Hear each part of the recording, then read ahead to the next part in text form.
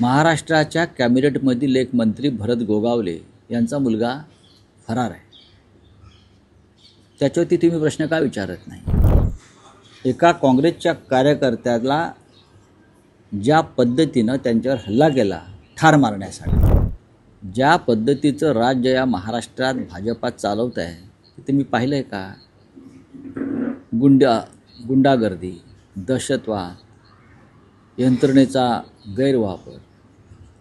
महाराष्ट्राच्या कॅबिनेटमधील एक मंत्री भरत गोगावले यांचा मुलगा फरार आहे. त्याच्यावरती तुम्ही प्रश्न का विचारत नाही? फार गंभीर गोष्ट आहे. महाड नगरपालिकेच्या निवडणुकीत अटेम्प्ट टू मर्डर एका काँग्रेसच्या कार्यकर्त्याला ज्या पद्धतीनं त्यांच्यावर हल्ला केला ठार मारण्यासाठी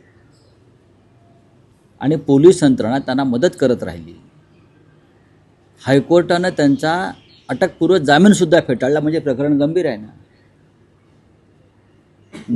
मंत्र्यांची मुलं, मंत्र्यांचे भाऊ यांना खून केले किंवा दरोडे टाकले, चोऱ्या केल्या, भ्रष्टाचार केला, तर त्यांना काय गृहमंत्री देवेंद्र फडणवीस आणि राज्याच्या पोलीस महासंचालकांनी अभय दिलं आहे का? मंत्र्यांचा मुलगा फरार आहे आणि पोलिसांना सापडत नाही आणि त्याचा अँटिसिपेटरी बेल म्हणजे अटकपूर्व जामीन फेटाळला जातो तरी सापडत नाही.